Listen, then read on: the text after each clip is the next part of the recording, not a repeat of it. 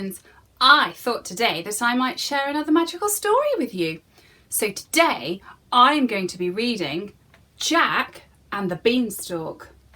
Are you sitting comfortably? I hope so. I'll begin.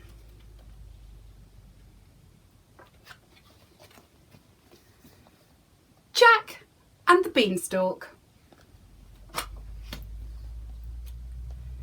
Deep in the countryside lived a widow and her son Jack. Their cottage was crumbling and their clothes were patched and they were very, very poor. One day, Jack's mother said, "We must sell our cow. Take her to market, Jack, and bring home some gold pieces." So off he set to town. Before Jack had got very far, he met a strange little man. "That's a fine cow," said the little man. "I'll swap you 5 magic beans for her." "Magic beans," said Jack. "Are they really magic?" "Magic they are, or chop off my beard and knit it into a jumper," croaked the little man. Magic beans! Jack couldn't wait to tell his mother. He clutched them tightly and he ran all the way home. Jack's mother was absolutely furious. "We need money, not useless old beans," she cried, and she threw them out of the window in disgust. But late that night, a tiny bean sprout poked out from the ground. And then it grew and grew and grew. The next morning, the beanstalk stretched high into the sky. "These beans were magic," Jack cried. "But what's at the top?" Jack climbed up, up, up the beanstalk. At last he reached the very top, and there, shimmering in the sunlight, was a magnificent castle. Just then Jack's stomach rumbled.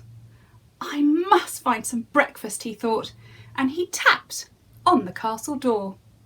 The door creaked open and a huge giantess smiled down. "Hello," Jack shouted up. "Please, do you have any food?" "Ooh, you poor thing," boomed the giantess. "Come right in, but quickly, before the giant gets up." What a marvellous feast! There was an enormous loaf of bread and a gigantic jar of jam. Jack tucked in at once. But suddenly the room began to shake. Boom, boom, boom. "Goodness me," cried the giantess. "He's coming!" And she shoved Jack under a teacup to hide. Into the room stomped a big, scary, hungry giant. "Fee, fi, fo, fum, I smell the blood of an Englishman," he said.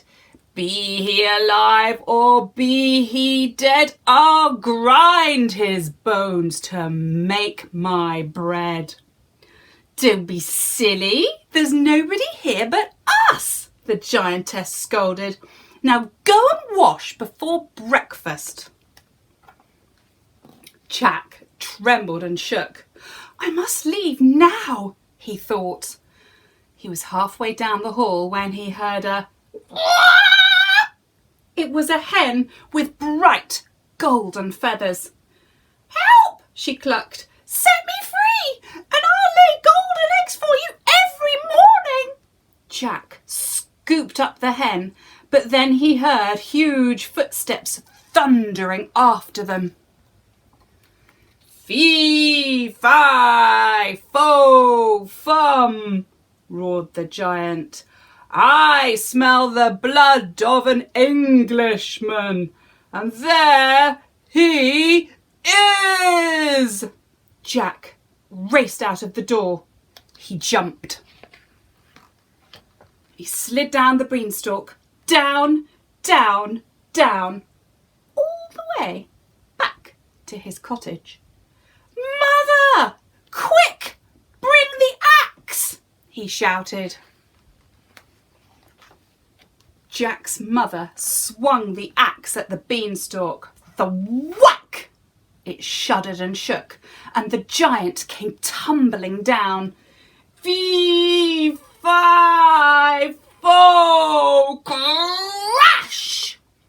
And that was the end of the giant. Jack hugged his mother tight. "Look what I found," he said, showing her the golden hen.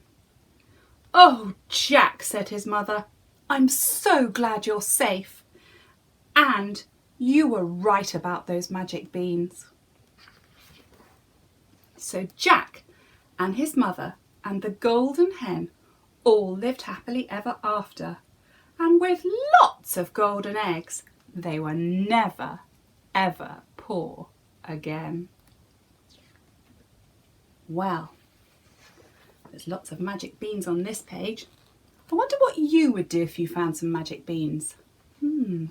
Well, thank you very much for sharing Story Time with Magical Mrs. Hutchins. I hope you enjoyed reading Jack and the Beanstalk, and I'll see you very soon. Take care. Bye.